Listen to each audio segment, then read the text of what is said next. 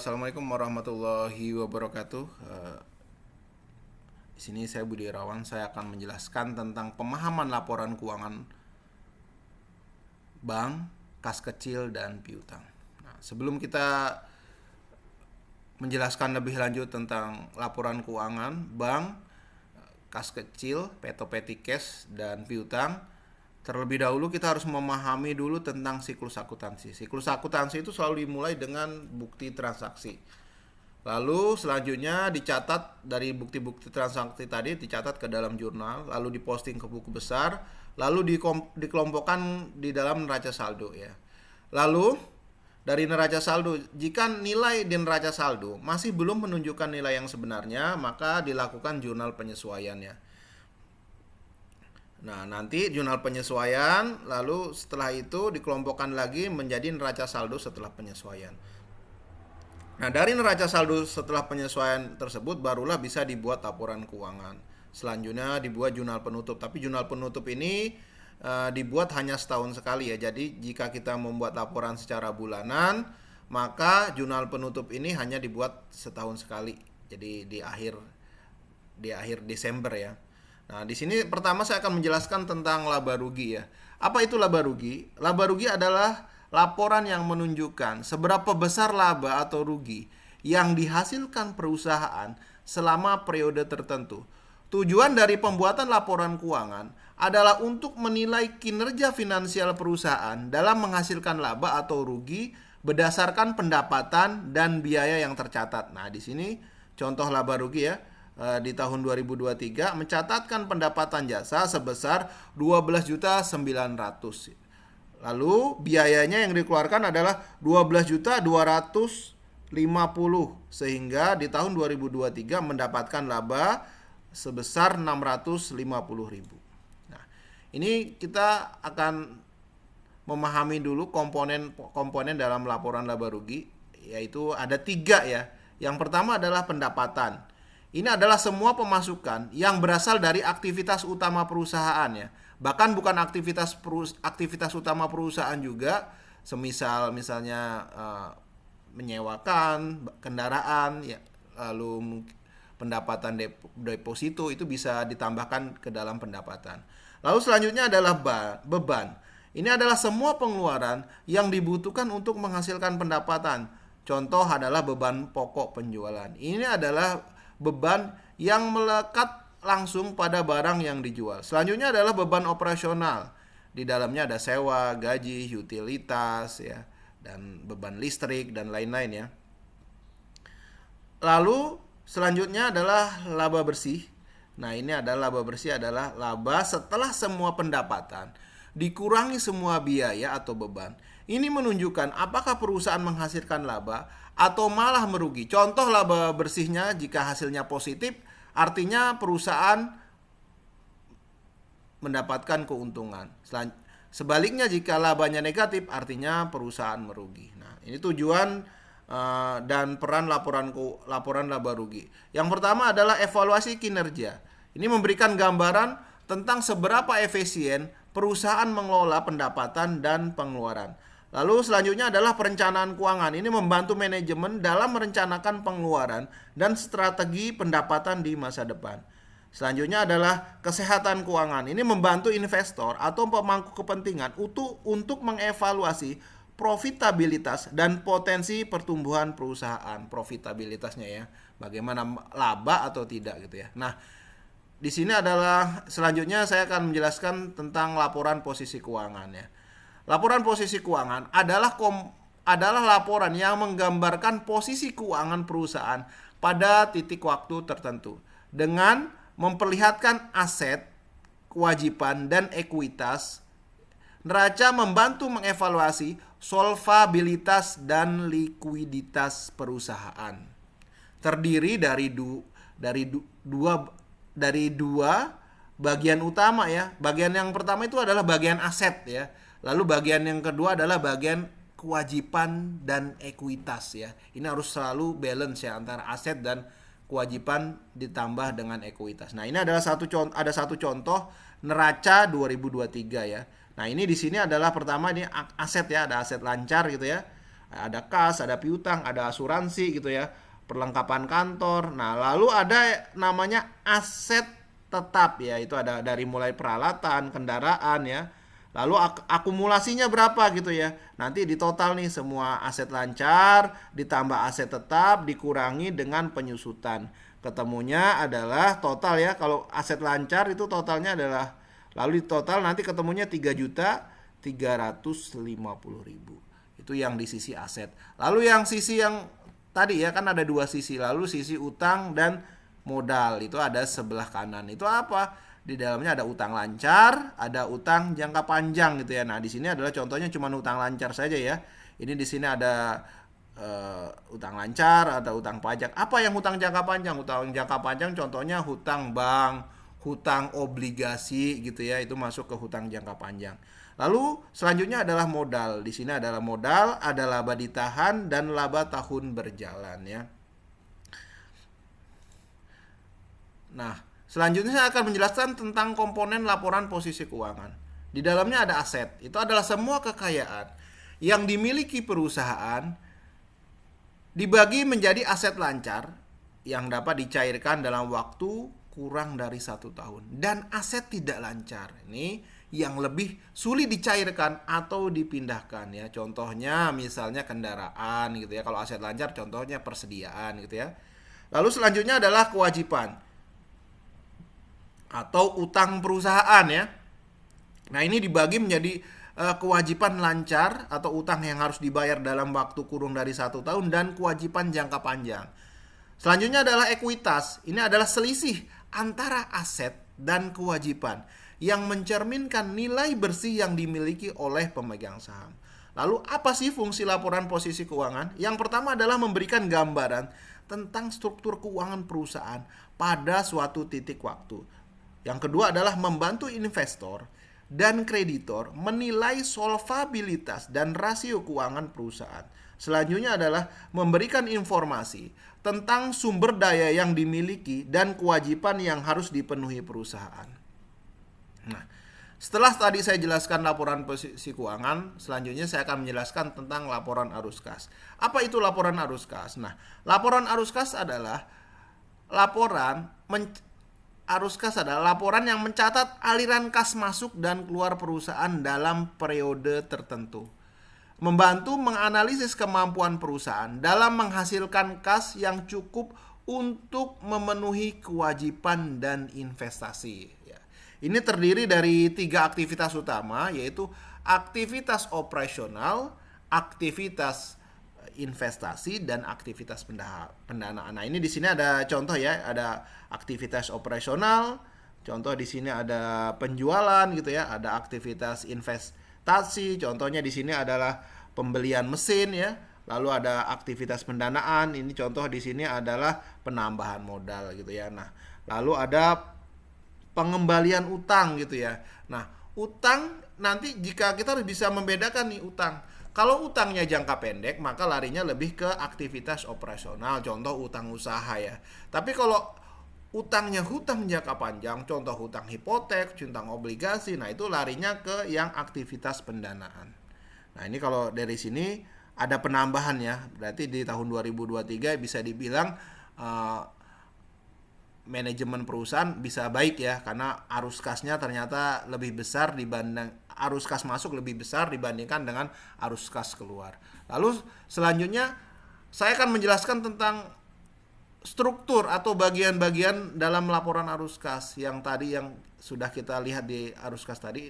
Terdiri dari pertama adalah arus kas dari aktivitas operasional ya.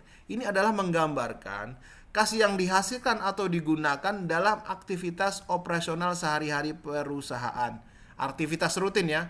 Contoh pembelian barang dagang gitu ya. Pembayaran utang usaha gitu masuknya gitu ya. Itu masuk ke sini. Lalu yang kedua adalah arus kas dari aktivitas investasi.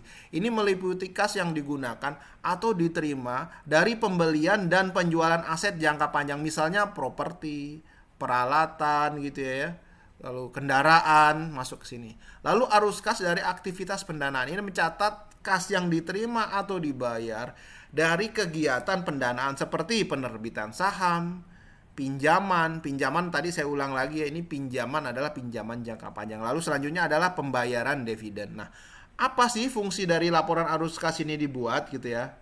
Yang pertama adalah menilai kemampuan perusahaan dalam menghasilkan kas dan kelancaran likuiditas. Lalu selanjutnya adalah membantu manajemen dalam mengambil keputusan terkait penggunaan kas untuk investasi dan pembiayaan ya. Jadi harus paham ya, investasi itu apa dan pembiayaan. Investasi itu artinya uang perusahaan dimanfaatkan untuk dibelikan saham. Mungkin kalau pembiayaan itu artinya adalah utang ya. Lalu selanjutnya adalah memberikan gambaran yang jelas, lebih jelas bahkan dibandingkan laporan laba rugi, terutama dalam hal kesehatan kas perusahaan. Jadi kalau di laba rugi kan kita sudah bisa baca tuh pendapatan perusahaan dari penjualan. Tapi sebenarnya pendapatan perusahaan tersebut belum menunjukkan nilai yang sebenarnya gitu ya. Karena di dalam penjualan itu masih ada penjualan yang sifatnya belum dibayar, kredit atau piutangnya. Nah, sehingga laporan arus kas ini lebih bisa menjelaskan secara lebih jelas tentang berapa uang kas yang masuk ke perusahaan dan berapa uang kas yang keluar dari perusahaan ya. Ini sangat penting ya. Kenapa? Karena ini jika laporan arus kasnya ini negatif gitu ya, maka artinya ini kedepannya jika tidak dilakukan perbaikan akan bisa mengganggu operasional perusahaan. Nah, selanjutnya saya akan menjelaskan tentang bank. Bank dalam konteks akuntansi merujuk pada rekening perusahaan yang digunakan untuk transaksi keuangan sehari-hari seperti penerimaan pembayaran, pembayaran utang, pengeluaran operasional gitu ya. Rekening bank seringkali menjadi sumber utama arus kas ya. Arus kas perusahaan, dan oleh karena itu pengelolaannya sangat penting untuk menjaga likuiditas. Laporan bank berisi semua transaksi yang terjadi dalam rekening perusahaan selama periode tertentu seperti setoran, penarikan, transfer, dan pembayaran. Nah, ini adalah contoh dari rekening koran ya. Jadi kalau kita membaca rekening koran ini harus bisa dibedakan dengan kita membaca laporan keuangan perusahaannya.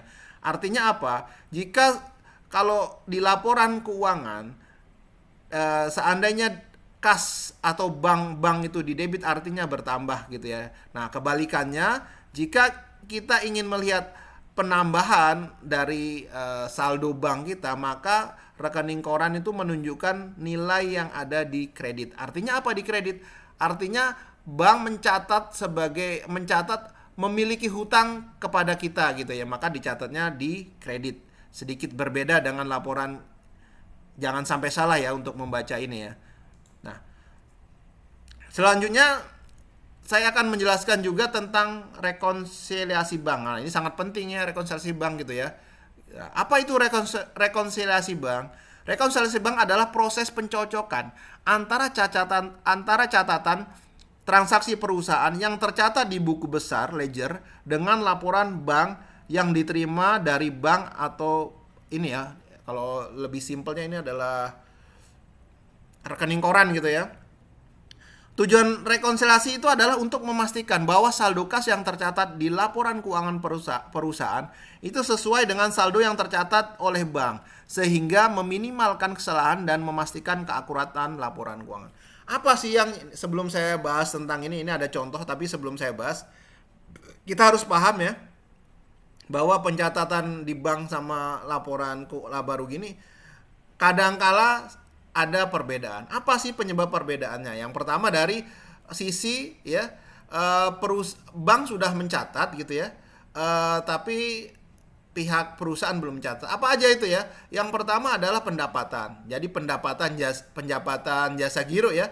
Jadi dari bank itu mencatat pendapatan, namun perusahaan belum tahu tuh sebelum menerima rekening koran, sehingga disitulah perbedaannya. Lalu yang kedua adalah beban administrasi ya, setiap bulan atau setiap tahun pasti ada administrasi. Nah, itu perusahaan belum mengetahui berapa beban administrasi yang dibiayakan oleh bank gitu ya, sehingga nanti setelah dapat rekening koran baru kita rekonsiliasi. Lalu selanjutnya apa lagi nih? Selanjutnya contohnya adalah pembayaran piutang ya, pembayaran piutang, tapi pembayarnya belum menginfokan ke perusahaan sehingga uangnya sudah masuk ke bank gitu, tapi pihak perusahaan belum mengetahui nih kalau ada pembayaran ya, itu sehingga itu perbedaan. Lalu selanjutnya adalah cek kosong gitu ya, cek kosong. Jadi lawan transaksi membayar ke kita menggunakan cek, lalu kita sudah akui itu pencatatannya bahwa piutangnya sudah kita kreditkan gitu ya. Lalu bank sudah kita tambah. Pada saat kita mencairkan rekening cek tersebut, ternyata ceknya kosong gitu ya. Sehingga pihak bank tidak akan menambah saldo kita ya. Jadi saldo kita bertambah, saldo dari banknya masih tetap karena ceknya kosong. Selanjutnya apa lagi? Selanjutnya adalah salah pencatatan. Bisa salah nggak ya? Namanya manusia ya, bisa-bisa juga salah gitu. Nah itu dari sisi bank sudah mengetahui gitu ya. Lalu pihak perusahaan belum mencatat gitu. Nah kebalikannya juga, pihak perusahaan sudah mencatat, pihak bank belum. Apa saja itu? Contohnya adalah sama juga tadi ya, kesalahan juga bisa dari kesalahan ya, dari kesalahan pencatat gitu ya. Lalu cek beredar gitu ya, artinya kita sudah membayarkan cek, kita sudah mengurangkan rekening koran kita, tapi ke orang yang menerima cek belum mencairkan gitu ya, sehingga saldo di bank kita masih nilainya masih utuh gitu ya, karena belum diambil oleh penerima cek tadi. Lalu yang selanjutnya ada setoran dalam proses gitu ya, atau deposit in transit gitu ya. Jadi biasanya di akhir-akhir tahun gitu ya, bank melakukan nih, kan di bank ada tutup buku juga, di bank ada tutup buku mungkin jam berapa. Nah pihak dari karyawan perusahaan menabung atau menambah ya gitu ya, tapi belum pada saat sudah keluar maka sudah dicatat sama orang akunting bahwa ada penambahan bank. Namun di perusahaan di banknya belum dicatat karena tahunnya sudah berganti gitu ya, sudah tutup buku, maka dicatat di hari berikutnya. Ini yang bisa juga menyebabkan selisih antara pencatatan di bank dan pencatatan di perusahaan. Nah ini yang contoh ya. Kalau ini sebenarnya contoh yang real ya. Jadi biasanya setiap tahun bedanya biasanya selain yang tadi, ini yang pasti rutin adalah pertama adalah pendapatan ya. Jadi ini ada beda nih.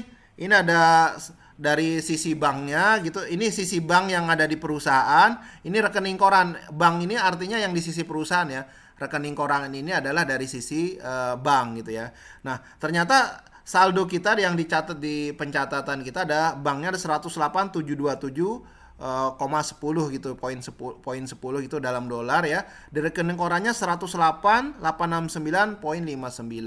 Ada perbedaan. Ternyata setelah dicek rekening korannya, perbedaannya adalah pertama perusahaan mendapatkan jasa gitu ya dari tabungannya ya sebesar 144,99. Lalu perusahaan juga selain mendapatkan jasa, mereka mendapat beban gitu ya, beban administrasi sebesar 2,5. Nah, sehingga nanti apabila yang buku banknya ditambah dengan pendapatan dikurangi dengan biaya administrasi, maka nanti akan ketemu nih nilainya ya, 10869,59.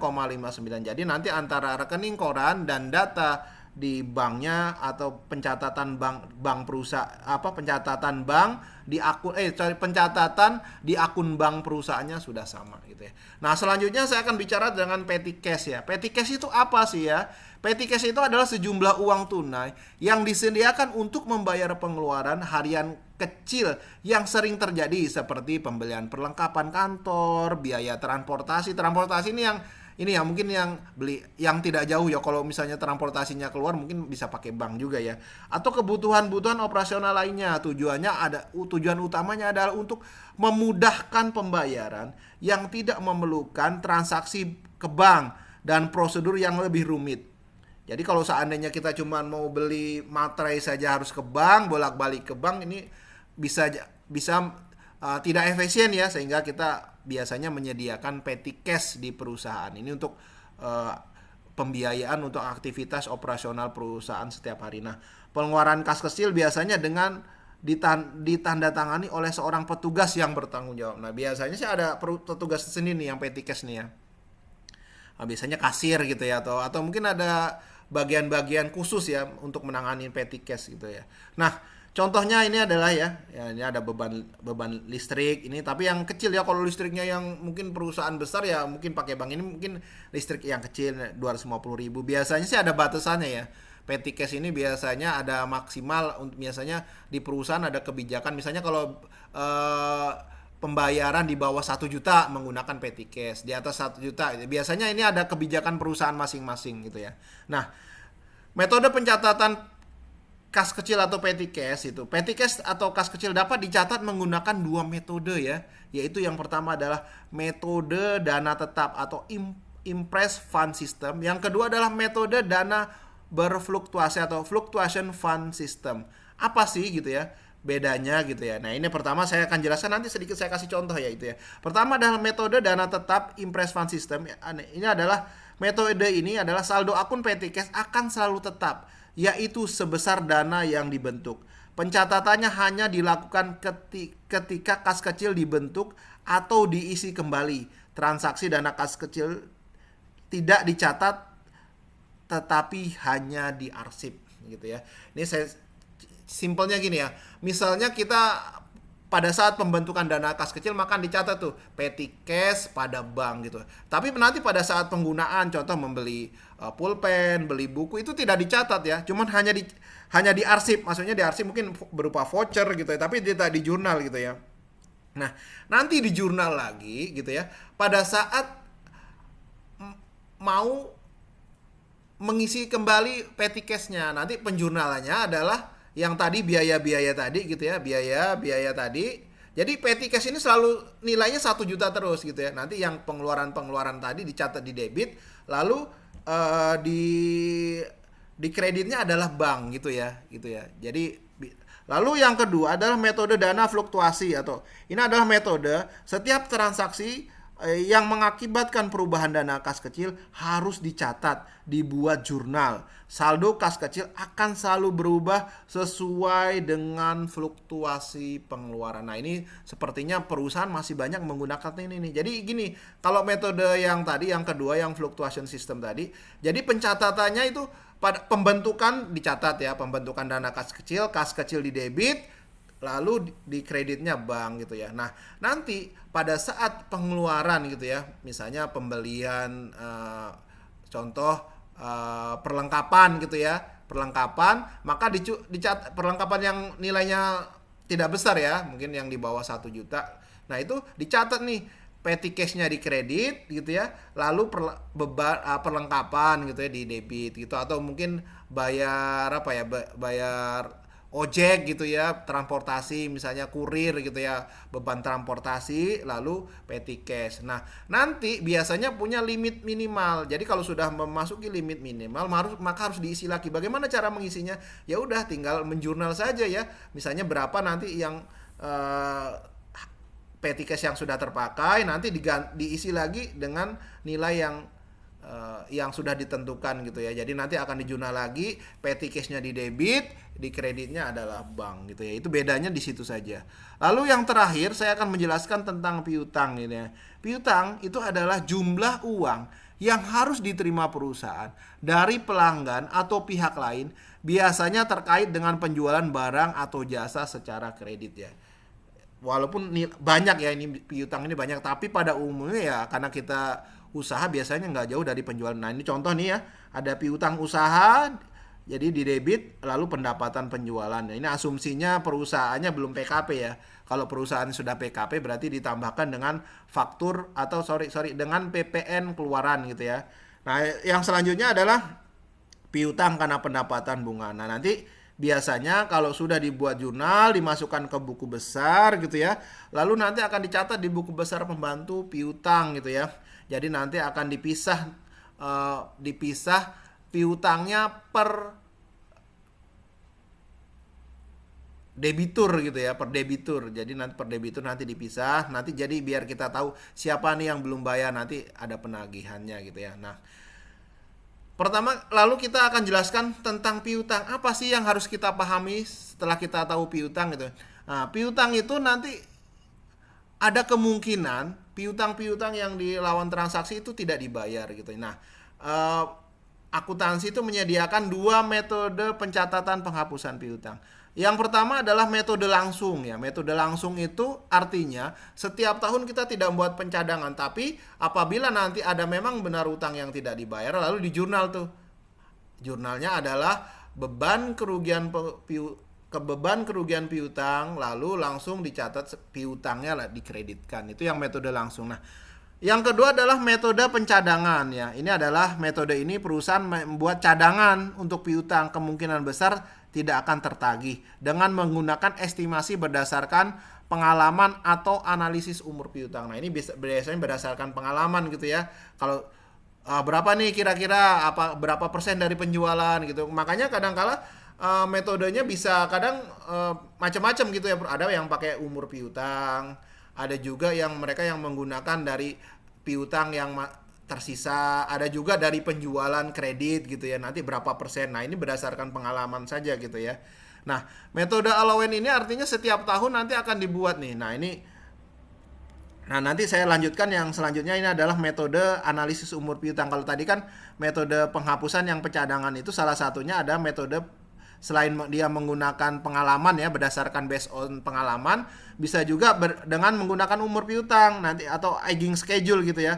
Nah, ini nanti kita buat ini ya untuk 1 sampai 30 ini nanti sesuai kebijakan perusahaan. Nanti misalnya kalau 1 sampai 30 belum dibayar gitu, berarti berapa persen nanti dihitung nanti. Nah, ini sesuai kebijakan. Nah, nanti persentase ini yang akan dijadikan sebagai standar bahwa ini adalah nilai dari cadangan piutang yang harus disediakan. Nah, jadi jurnalnya bagaimana gitu ya, pada saat pembentukannya adalah di kreditnya adalah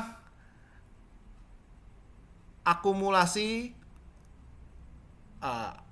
bad debt itu jadi apa, akumulasi cadangan piutang gitu ya, akumulasi cadangan piutang di kredit gitu ya. Jadi ini akun kontranya piutang, lalu di debitnya adalah beban cadangan piutang gitu ya. Nah, lu bisa pakai umur, bisa berdasarkan based on pengalaman ya.